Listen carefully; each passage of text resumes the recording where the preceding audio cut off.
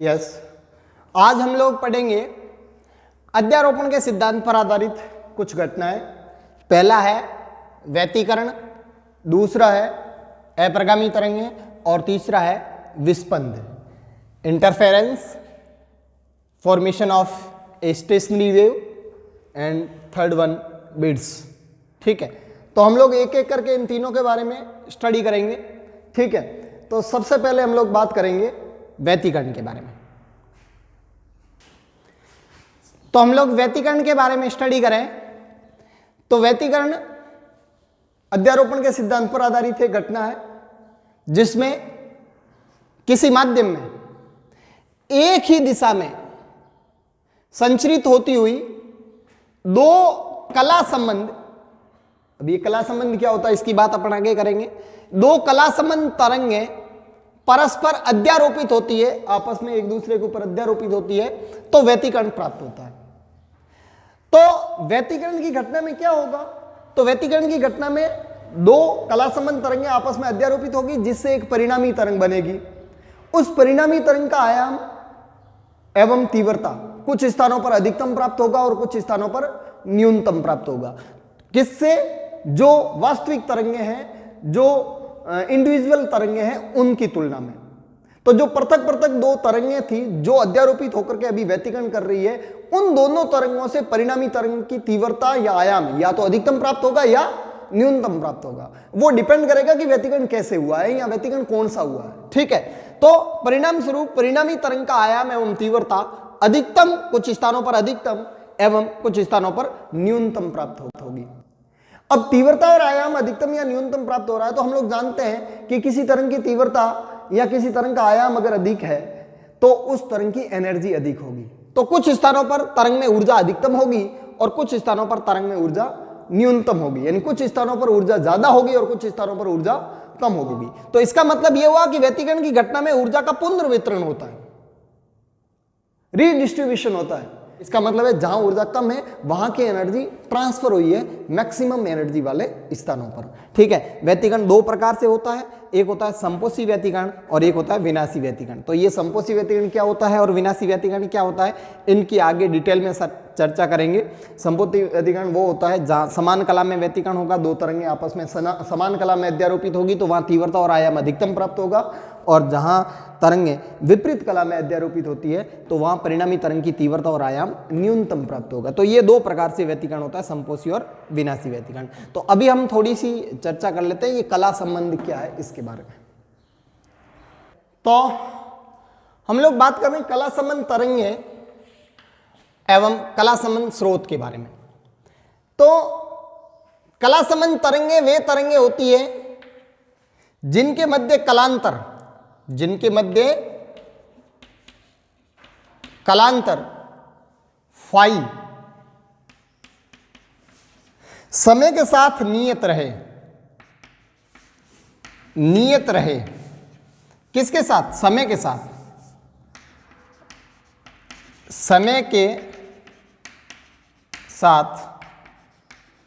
नियत रहे, समय के साथ परिवर्तित ना हो। अगर हर समय पर किसी स्थान पर कलांतर अगर नियत है तो वो वाली तरंगें कला संबंध तरंगें होगी, और इन तरंगों को उत्पन्न करने वाले स्रोत है वो कला संबंध स्रोत होंगे। तो कला संबंध तरंगें वे तरंगें हैं जिनके मध्य कलांतर समय के साथ नियत रहे।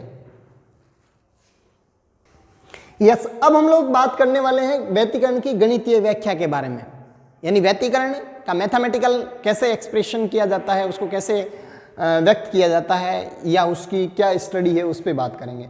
तो हम लोग सबसे पहले दो तरंगें लेते हैं y1 और y2। उन दो तरंगों की ये जो विस्थापन समीकरण है y1 और y2, ये दोनों तरंगें धनात्मक x अक्ष की तरफ जा रही है, पॉजिटिव x अक्ष की ओर संचरित हो रही है। ठीक है, और ये दोनों की दोनों तरंगें कला संबंध तरंगें हैं, कला संबंध तरंगें। ठीक है, तो दो ही शर्त होती है कि एक ही दिशा में संचरित होनी चाहिए और दूसरी ये कला संबंध होनी चाहिए, तो इनके मध्य व्यतिकरण हो सकता है, अदरवाइज इनके बीच में व्यतिकरण नहीं होगा। तो इन तरंगों की अगर मैं समीकरण लिखूं तो पहली जो तरंग है उसकी समीकरण मैंने लिख दिया y1 is equal to a 1 sine omega t minus k x, ये पहली तरंग की समीकरण है जो धनात्मक एक्स अक्ष की तरफ जा रही है। एवं दूसरी तरंग की मैं समीकरण लिखूं तो दूसरी तरंग हो जाएगी y2 is equal to a2 sine omega t minus k x, इसमें भी omega t minus k x, इसमें भी omega t minus k x, ये भी धनात्मक एक्स अक्ष की तरफ जा रही है, लेकिन इसमें पहले वाली तरंग की बजाय एक कलांतर ऐड हो रखा है फाई। ठीक है, तो फाई y1 और y2 तरंग के मध्य कलांतर है और ये फाई कलांतर समय के साथ अपरिवर्तित रहता है, यानी फाई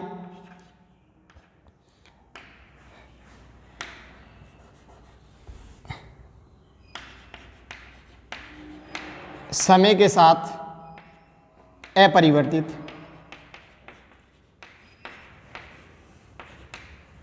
कलांतर है। क्लियर?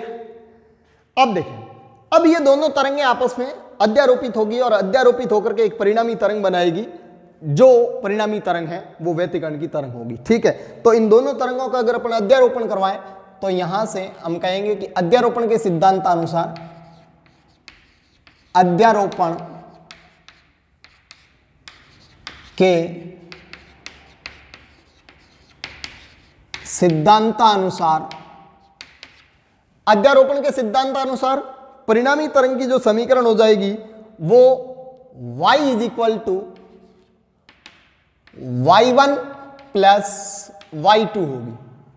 ठीक है, ये दोनों तरंगों का वेक्टर एडिशन है। ठीक है, तो यहां पे परिणामी तरंग की समीकरण y is equal to y1 की वैल्यू पुट करूं तो ये हो जाएगी a1 sign omega t minus k x, और y2 तरंग की समीकरण रखूं तो y2 हो जाएगी a2 sine omega t minus k x plus phi, ये दूसरी तरंग की समीकरण होगी।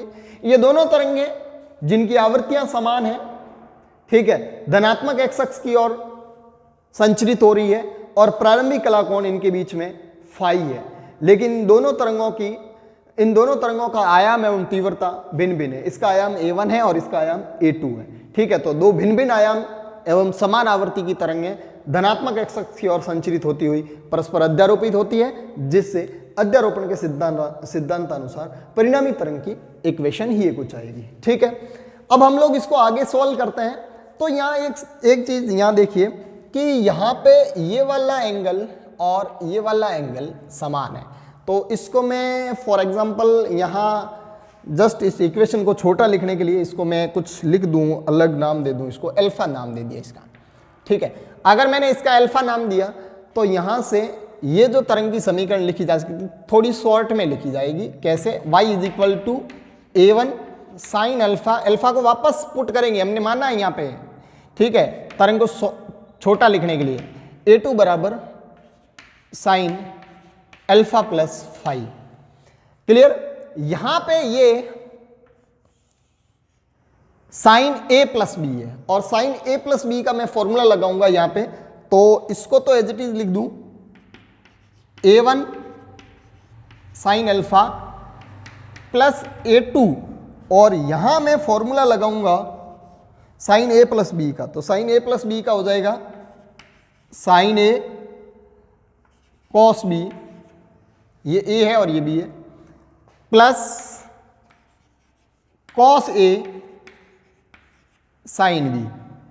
ठीक है, ये फॉर्मूला हो गया साइन a प्लस बी का।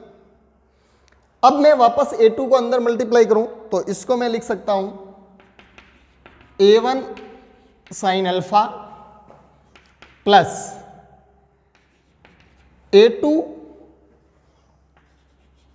Cos phi sine alpha plus a2 sine phi cos alpha.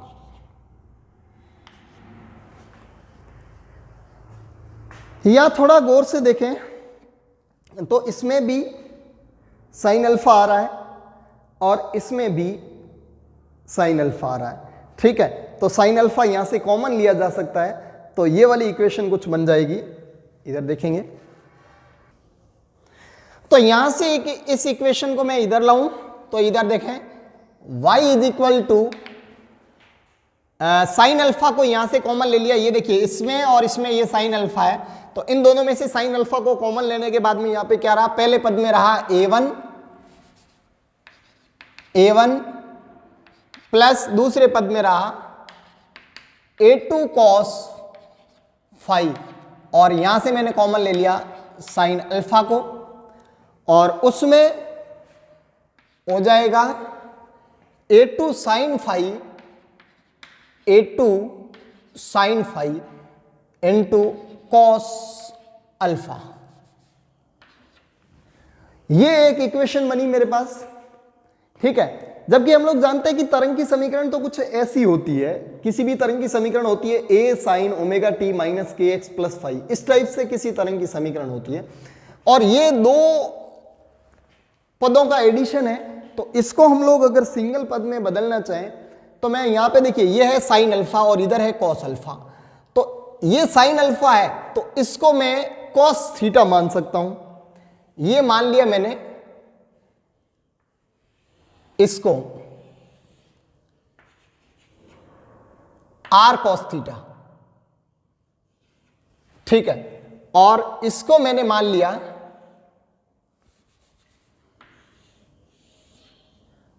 Are sine theta. इसको ऐसा एज्यूम करने से इसको मैं एक पद में लिख सकता हूं पूरी समीकरण को। कैसे लिख सकता हूं वो देखिए, y इज इक्वल टू ये r cos theta sine alpha plus r sine theta cos alpha. यहां से आर कॉमन आ गया तो ये हो गया sine alpha cos theta plus cos alpha sine theta, और ये इक्वेशन होगी sine a cos b plus cos a sine b, this is sine a plus b. ठीक है, तो यहां से इसको लिखा जा सकता है y is equal to r sine a, यहां पे a कौन है अल्फा प्लस b कौन है थीटा, तो साइन a प्लस बी। आप इसको खोलेंगे वापस तो r की जगह r और sine alpha plus theta that is equal to sine alpha cos theta plus cos alpha sine theta, तो ये इक्वेशन आई किसकी, परिणामी तरंग की। ठीक है, इसको मैं लिख सकता हूं y is equal to r sine alpha. हमने यहां पे सिर्फ इस इक्वेशन को छोटा बनाने के लिए इसको माना था, तो ये वापस अल्फा की जगह पुट करें, तो अगर मैं इसको वापस अल्फा की जगह पुट करूं तो यहां से ये अल्फा की जगह हो जाएगा omega t minus k x, ये अल्फा की जगह हो गया। ठीक है, प्लस थीटा, यहां पे कोई नया एजम्पशन आया है, और यहां ये परिणामी तरंग की समीकरण है। ठीक है, तो ये व्यतिकरण में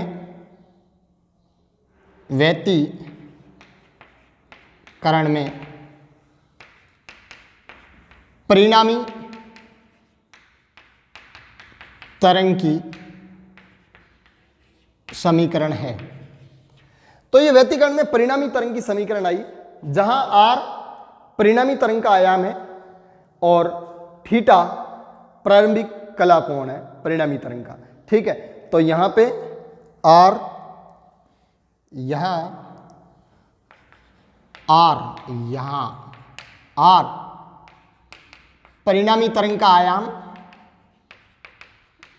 परिणामी तरंग का आयाम है, और थीटा है वो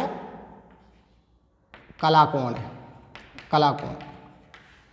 ठीक है, अब हम लोग परिणामी तरंग के आयाम की, परिणामी तरंग की तीव्रता की और कलाकोण थीटा की गणना करेंगे आगे। यस, हम लोग बात करेंगे परिणामी तरंग के आयाम की गणना के बारे में। ठीक है, तो परिणामी तरंग का आयाम, तो परिणामी तरंग का आयाम है यहाँ पे r, और r आया है यहां से, यहां पे हमने r को अज्यूम किया है। तो ये जो एजप्शन है इसको मैं यहां लिखता हूं कि r cos थीटा किसके बराबर है, यहां r cos थीटा वो बराबर है a1 plus a2 cos phi के। a1 a2 प्रारंभिक वो तरंगों के कलाकोण आयाम है, और cos फाई पहली दो तरंगों के मध्य कलांतर है। ठीक है, एवं r sin थीटा, ये यहां पे माना हमने इसको, that is a2 sin phi, ये हमने यहां पे इन दोनों को मान रखा था। ये वाली इक्वेशन मेरे लिए 1 होगी और ये वाली इक्वेशन मेरे लिए 2 होगी। ठीक है, तो यहां पे समीकरण 1 और 2 का स्क्वायर करके अगर अपन ऐड करें तो समीकरण 1 स्क्वायर प्लस समीकरण 2 स्क्वायर से, ऐसा करके अगर इनको जोड़ें तो आर स्क्वायर कॉमन आ जाएगा, that is cos square theta plus sine square theta right hand side में, और लेफ्ट हैंड साइड में हो जाएगा a1 plus a2 cos phi का whole square plus a2 sine phi का होल स्क्वायर। यहां पे इस तरफ ये sine square theta plus cos square theta ये 1 हो गया, और इधर रहेगा सिर्फ आर स्क्वायर, और उस तरफ इसका होल स्क्वायर मैं खोल दूं तो ये हो जाएगा a1 square plus a2 square cos square phi, a square plus b square plus 2ab, 2ab a2 cos phi plus इसका whole square a2 square sine square phi. यहां थोड़ा ध्यान दें तो ये a2 square cos square phi और a2 square sine square phi में से a2 स्क्वायर कॉमन आएगा, और cos square phi plus sine square phi again 1 बन जाएगा। तो यहां से इसको लिखा जा सकता है a1 स्क्वायर प्लस, यहां से इन दोनों में से a2 स्क्वायर कॉमन आने के बाद में पीछे 1 रहेगा, तो only a2 square into 1 plus 2a1 a2 cos phi, और फाइनली मैं यहां से r को लिख सकता हूं, यहां से परिणामी तरंग का आयाम r लिखा जा सकता है under root of a1 square plus a2 square plus 2a1 a2 cos phi. ये परिणामी तरंग का आयाम है r। क्लियर? जो पहली तरंग के आयाम का स्क्वायर दूसरी तरंग के आयाम के स्क्वायर प्लस 2 पहली तरंग का आयाम इंटू दूसरी तरंग का आयाम इंटू कॉस दोनों तरंगों के मध्य कलांतर।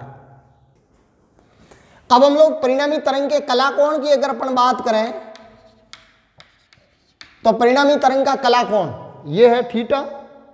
तो थीटा हम लोग यहां से फिर से इन्हीं समीकरण को यूज करते हुए ज्ञात करें तो ये वाली समीकरण है r साइन थीटा, वो बराबर है किसके, a2 साइन फाई के, और ये वाली r cos थीटा इसके अपॉन में लिख दिया r cos थीटा, ये वाली इक्वल है किसके, a1 plus a2 cos phi. यहां से r cancel, this is tan theta is equal to a2 sine phi upon a1 plus a2 cos phi, और यहां से थीटा इज इक्वल टू आएगा tan इनवर्स, ये पूरा लिख दें वापस, a2 sine phi upon a1 plus a2 cos phi. ये परिणामी तरंग का कालांतर हो गया, कलाकोण हो गया, ठीक है। ये आर परिणामी तरंग का आयाम हो गया। और अब हम लोग बात करेंगे परिणामी तरंग की तीव्रता के बारे में। अब हम लोग बात करेंगे परिणामी तरंग की तीव्रता के बारे में। तो कुछ दिन पहले हम लोगों ने किसी तरंग की तीव्रता पढ़ी थी। तीव्रता आई बराबर थी half rho omega square a square into v, तरंग का वेग। ये तीव्रता का फॉर्मूला आया, जहां रो माध्यम का घनत्व था, डोरी का घनत्व हो जाएगा, वो ओमेगा इसकी आवर्ती थी, ए स्क्वायर उसका आयाम था और वी उसकी चाल थी। तो यहां पे दोनों तरंगें एक ही माध्यम में ट्रांसमिट हो रही है, दोनों की आवृत्तियां समान है, तो डेफिनेटली दोनों की चाल समान होगी, ठीक है। और आवृत्तियां समान है, माध्यम समान है, चाल समान है, तो इसका मतलब किसी तरंग की जो तीव्रता है वो समानुपाती किसके है? आयाम के स्क्वायर के। यदि एक ही माध्यम में समान चाल से संचरित होने वाली तरंगें दो पृथक पृथक तरंगें हो तो उन तरंगों की जो तीव्रता है वो उसके आयाम के वर्ग के समानुपाती होती है, ठीक है। तो मेरे पास दो तरंगें थी, एक तरंग पहली और दूसरी तरंग, जिसमें पहली तरंग का आयाम a1 था और दूसरी तरंग का आयाम a2 था। तो पहली तरंग की तीव्रता मेरे पास हो जाएगी i1 समानुपाती a1 स्क्वायर एवं दूसरी तरंग की जो तीव्रता है वो हो जाएगी मेरे पास i2 समानुपाती a2 स्क्वायर। और इसको मैं लिख सकता हूं i1 is equal to k a1 square और इसको मैं लिख सकता हूं i2 is equal to a constant k a2 square, ठीक है। ये पहली तरंग की तीव्रता है, ये दूसरी तरंग की तीव्रता है। तो डेफिनेटली इसी प्रकार परिणामी तरंग की तीव्रता भी i समानुपाती a स्क्वायर के हिसाब से आएगी, i समानुपाती a स्क्वायर और यहां से i is equal to k a square. ये परिणामी तरंग की तीव्रता है, ठीक है। तो यहां अच्छा, यहां परिणामी तरंग का जो आयाम है वो एक ही जगह r है, तो r स्क्वायर और ये भी यहां पे r स्क्वायर हो जाएगा, क्लियर। तो ये पहली तरंग की तीव्रता, ये दूसरी तरंग की तीव्रता, ये परिणामी तरंग की तीव्रता। अब अपन क्या करें, इस इक्वेशन को स्क्वायर करके यहां लिखते हैं। तो इधर हो जाएगा r square equal to a1 square plus a2 square plus 2a1 a2 cos phi. ये परिणामी तरंग के आयाम की समीकरण का वर्ग किया। दोनों तरफ इसको k से मल्टीप्लाई कर दें तो ये हो जाएगा k into r square plus is equal to k into a1 square plus k into a2 square plus 2। यहां k मल्टीप्लाई करना है तो k को मैं लिख सकता हूं रूट k इंटू रूट के। एक रूट के a1 के साथ लिख दूंगा और एक रूट के a2 के साथ लिख दूंगा। तो इसको मैं लिख सकता हूं अंडर रूट के इंटू a1 फिर अंडर रूट के into a2 into cos phi. ये मैंने एक इक्वेशन लिखी। ये जो के आर स्क्वायर है वो परिणामी तरंग की तीव्रता है आई इज इक्वल टू के ए1 स्क्वायर है, के ए1 स्क्वायर वो I1 है, I1 ऐसे के a two square that is I2 plus 2 under root के इंटू ए।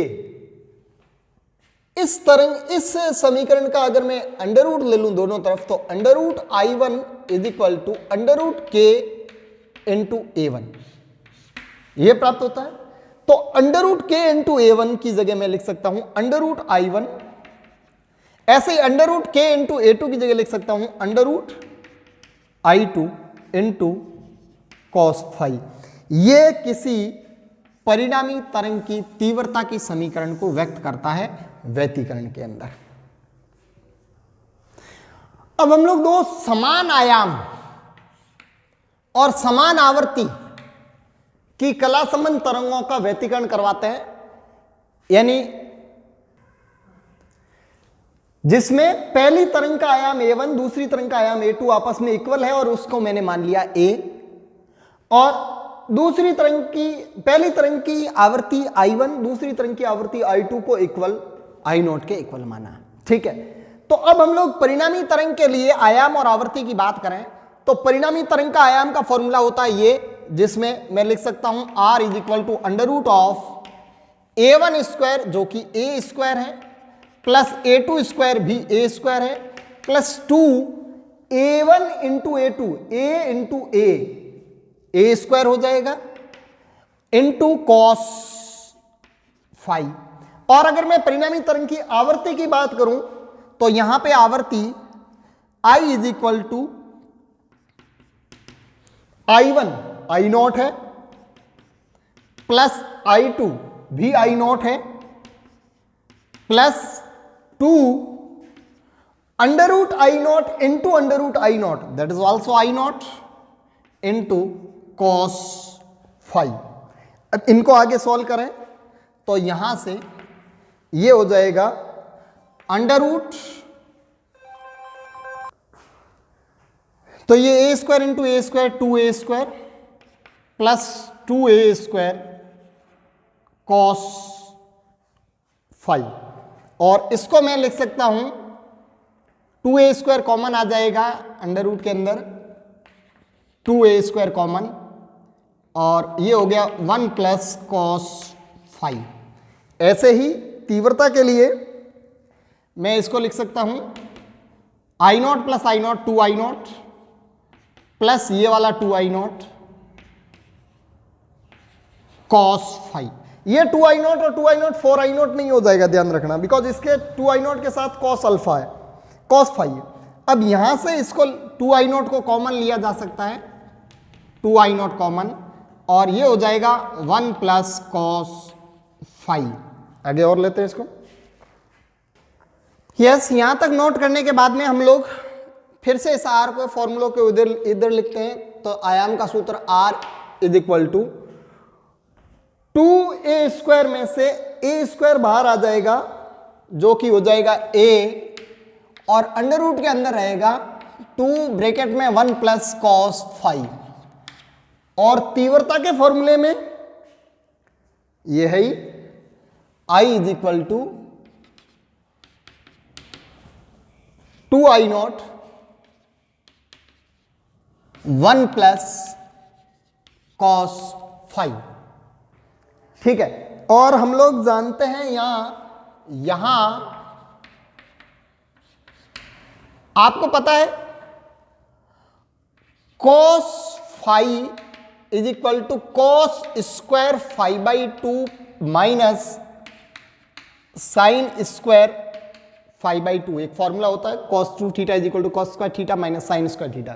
तो 2 थीटा नहीं है, 5 है तो 5/2 इधर 2 थीटा होता है तो इधर थीटा थीटा होता है, और मतलब यहां जितना एंगल होता है उसका आधा एंगल यहां होता है।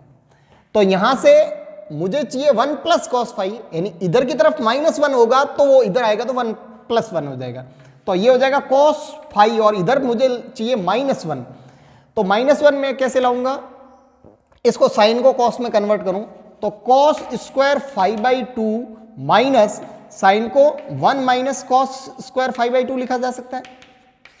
ये माइनस अंदर भेजा तो ये हो जाएगा 2 कॉस स्क्वायर 5/2 -1, और ये -1 अब इधर ले आया तो this is 1 plus cos five is equal to 2 cos square 5/2। ये फॉर्मूला ट्रिग्नोमेट्री सूत्र है, ये आप ध्यान रखें। ठीक है, 1 plus cos five is equal to 2 cos square 5/2। तो इसको हम यहां यूज करें तो हमारे पास r का सूत्र बन जाएगा r is equal to a, और अंडर रूट के अंदर 2 और 1 प्लस कॉस फाइव की जगह 2 कॉस स्क्वायर 5/2। इसी प्रकार तीव्रता का फॉर्मूला यहां हो जाएगा I is equal to 2I0 into 1 plus cos five की जगह 2 कॉस स्क्वायर 5/2। ये यहां से हो जाएगा, और फाइनली यहां से ये 2 और 2 बाहर 2 आएगा, तो आएगा यहां r is equal to 2a, 2 यहां से, और कॉस स्क्वायर का बाहर कॉस आया, कॉस 5/2। ये फाइनल आयाम हुआ जब दो समान आयाम की तरंगें आपस में अध्यारोपित हुई। और परिणामी तरंग की तीव्रता की अगर मैं बात करूं तो तीव्रता I is equal to 2I0 into 2 4I0 cos square 5/2। ये परिणामी तरंग की तीव्रता हुई, जिसमें दोनों तरंगों की तीव्रता I0 और I0 थी, तो परिणामी तरंग की तीव्रता 4I0 कॉस स्क्वायर 5 हुई। तो इसको नोट करें आराम से। किसी तरंग संचरण में तरंग में जो पार्टिकल्स है, डिफरेंट डिफरेंट पोजीशन पर अवेलेबल जो पार्टिकल्स है, उन पार्टिकल्स के कलाकोण या कलांतर और उनके पथांतर में क्या रिलेशन होता है। जैसे एक पार्टिकल यहां पे है जो यहां से स्थिति x पर है और उसका इस समय कलाकोण φ1 है, ठीक है। एक पार्टिकल यहां है जिसकी स्थिति x2 है और इस जगह इसके बीच में जो कलांतर है या कलाकोण है वो φ2 है इसका, ठीक है। तो मेरे पास पहली स्थिति पर स्थित पार्टिकल का कलाकोण that is omega t minus k x1, ठीक है, प्लस फाई कर देता हूं मैं, प्रारंभिक कलाकोण है। ऐसी दूसरी स्थिति पर स्थित पार्टिकल का कलाकोण हो जाएगा φ2 is equal to omega t, आवृत्ति समान है पूरी, सभी कण समान आवृत्ति के दोलन करेंगे, तो ओमेगा टी माइनस के x2 प्लस फाई, ठीक है। अब मैं अगर कलांतर की बात करूं इन कणों के मध्य, तो ये कलांतर हो जाएगा φ2 minus φ1, this is equal to, यहां इसमें से इसको घटाऊं तो ये हो जाएगा ओमेगा टी में से ओमेगा टी कैंसिल हो जाएगा, ये इसमें से ये कैंसिल हो जाएगा, दिस इज माइनस के x2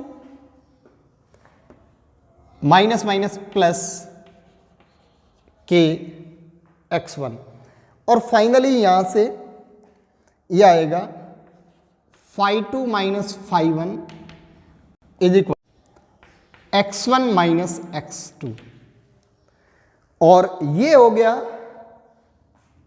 कलांतर delta phi, φ2 minus φ1 delta phi के 2 pi upon lambda, 2 pi upon lambda into x2 minus x1, पथांतर हो गया डेल्टा x। तो इसका मतलब यह हुआ कि किसी तरंग में भिन्न भिन्न पोजीशंस पर स्थित पार्टिकल्स के बीच में कलांतर और पथांतर में ये रिलेशन होता है। इसका मतलब कलांतर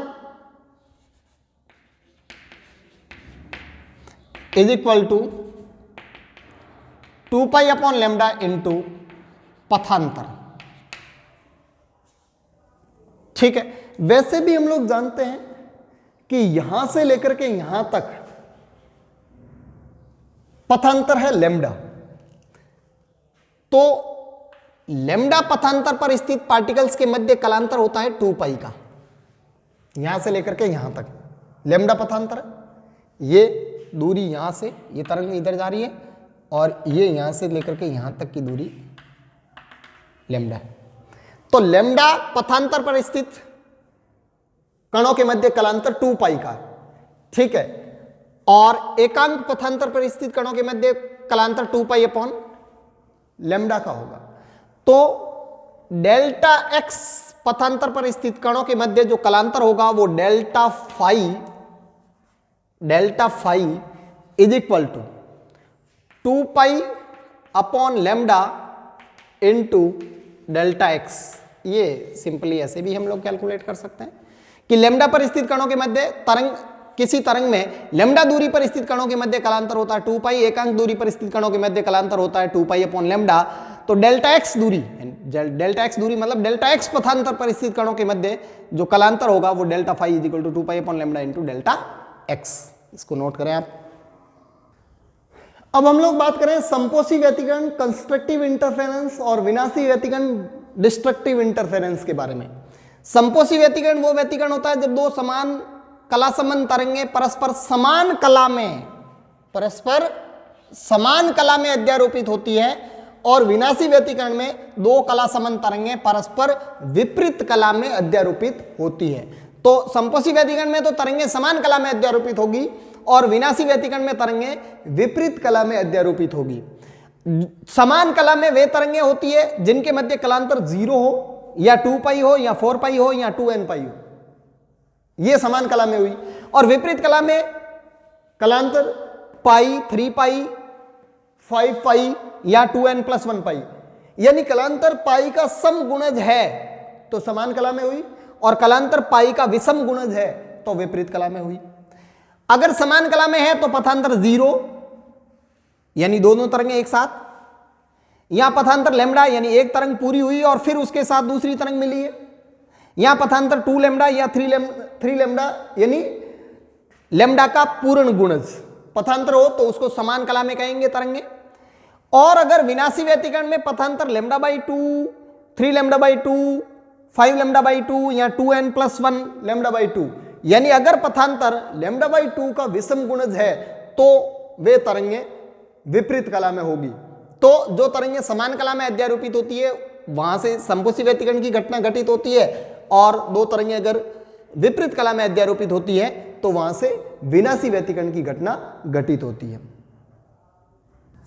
यस, अपन ग्राफिकल रिप्रेजेंटेशन देख रहे हैं संपोषी व्यतिकरण और विनाशी व्यतिकरण में।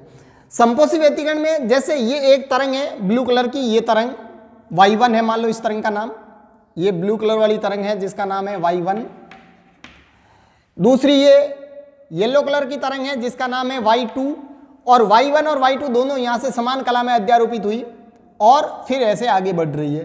तो ये जो परिणामी तरंग बनी है y, जो ऑरेंज कलर की तरंग है, उसका जो आयाम है वो आयाम इन दोनों तरंगों के आयाम का ऐड होकर के ये परिणामी तरंग है, तो इसका मैक्सिमम आयाम प्राप्त हुआ यहाँ पे। ठीक है, ऐसे ही अगर ये दो तरंगें विपरीत कला में परस्पर अध्यारोपित होती है, जैसे ये येलो कलर की तरंग है वो मान लो y1 है, ये ऐसे जा रही है, जिस समय ये तरंग यहां से ऐसे ऊपर की तरफ गई उस समय ऑरेंज कलर की एक दूसरी तरंग दैट इज y2, ये वाली ऑरेंज कलर वाली तरंग यहां से नीचे से ऐसे तो विपरीत कला में अध्यारोपित हुई, और इनके विपरीत कला में अध्यारोपित होने से परिणामी तरंग ये ग्रीन कलर की y तरंग बनी। ठीक है, जिसका आयाम दोनों तरंगों के आयाम के अंतर के बराबर है a1 - a2। तो अब हम लोग बात करें कि परिणामी तरंग का आयाम और तीव्रता का फॉर्मूला क्या होगा।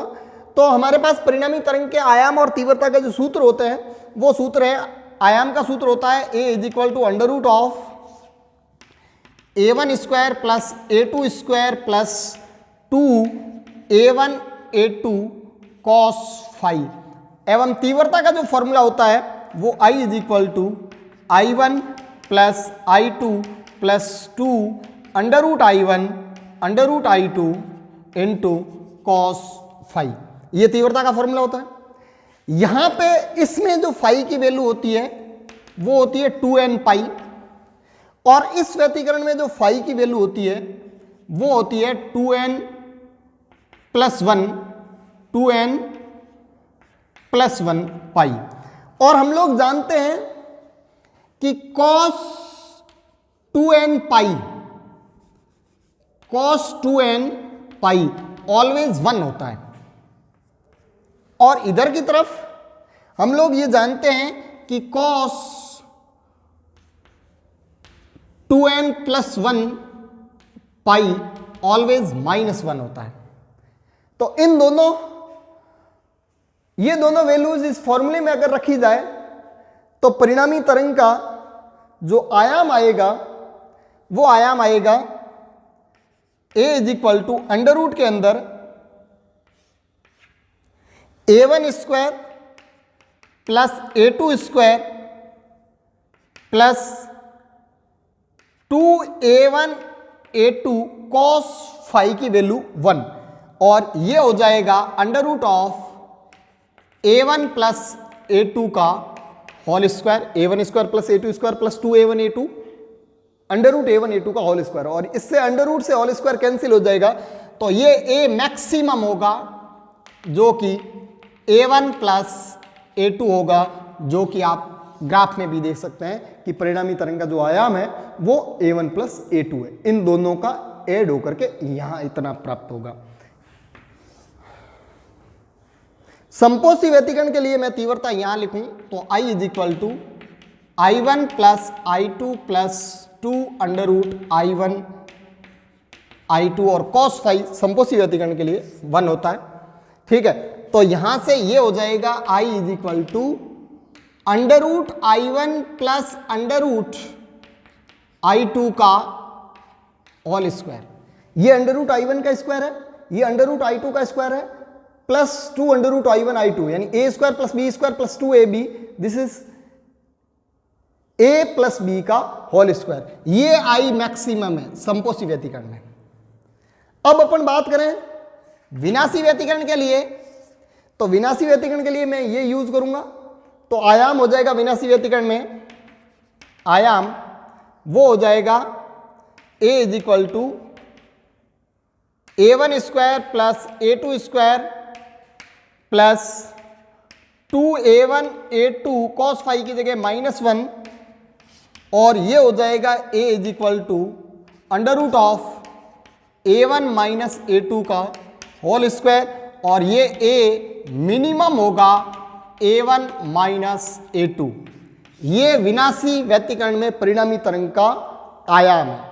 और विनाशी व्यतिकरण में परिणामी तरंग की तीव्रता की अगर मैं बात करूं तो विनाशी व्यतिकरण में परिणामी तरंग की जो तीव्रता है वो I is equal to I1 plus I2 plus 2 under root I1 under root I2 into cos phi की जगह -1 रखूं तो ये तीव्रता प्राप्त होगी I is equal to under root I1 minus under root I2 का होल स्क्वायर, और ये जो तीव्रता है वो मिनिमम तीव्रता प्राप्त होगी और वो होगी under root I1 minus under root I2 का होल स्क्वायर। तो हमें यहां एक बार फिर से देखना होगा कि समपोषी व्यतिकरण में परिणामी तरंग का आयाम और तीव्रता इस प्रकार कैलकुलेट करेंगे, और विनाशी व्यतिकरण में परिणामी तरंग का आयाम और तीव्रता इस प्रकार कैलकुलेट करेंगे। विनाशी व्यतिकरण में cos फाई की वैल्यू -1 होगी और समपोषी व्यतिकरण में cos फाई की वैल्यू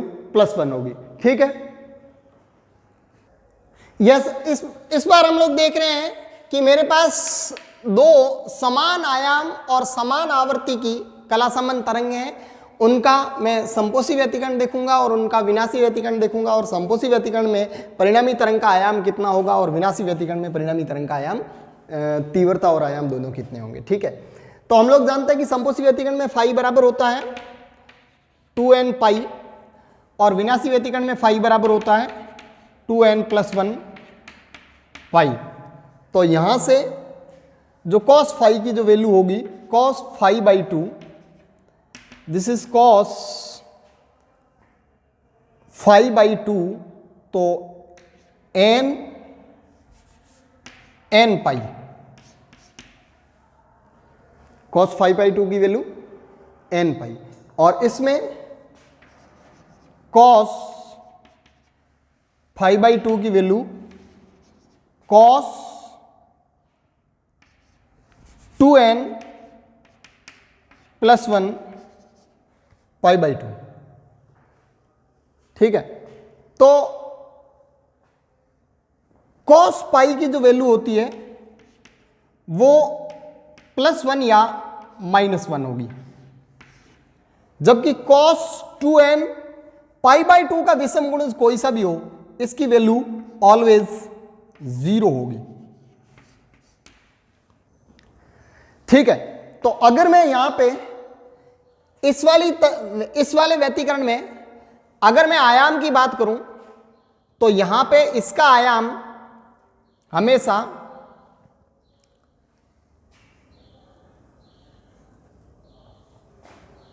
r मैक्सिमम जब कॉस की वैल्यू +1 होगी 2a,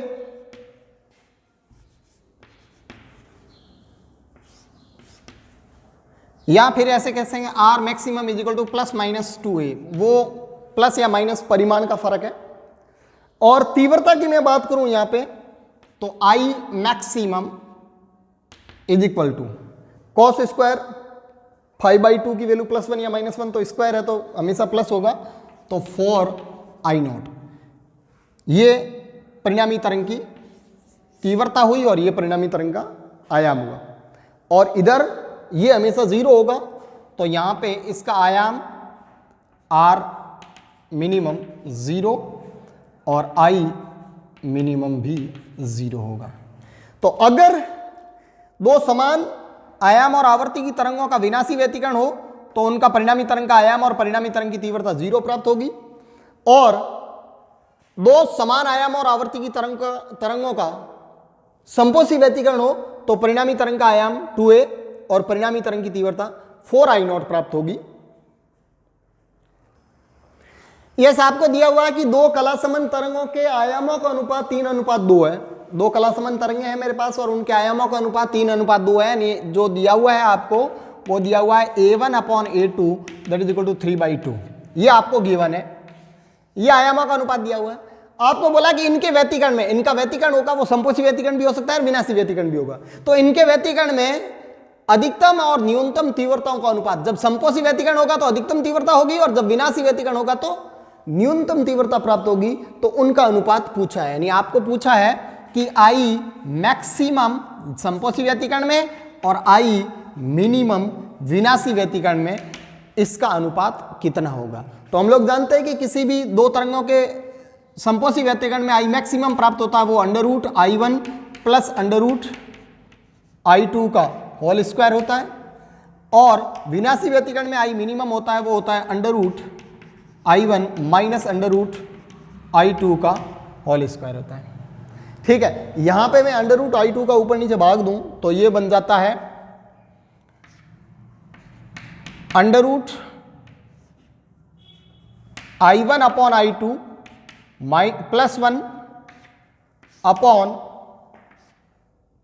इसका होल स्क्वायर अपॉन √I1/I2 -1 का होल स्क्वायर।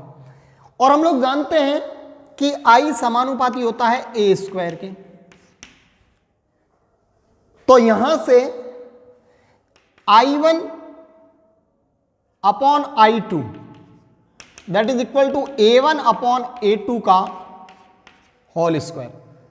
तो A1/A2 का होल स्क्वायर हुआ, तो यहां से दोनों तरफ अंडर लिया तो √I1/I2 that is equal to A1/A2।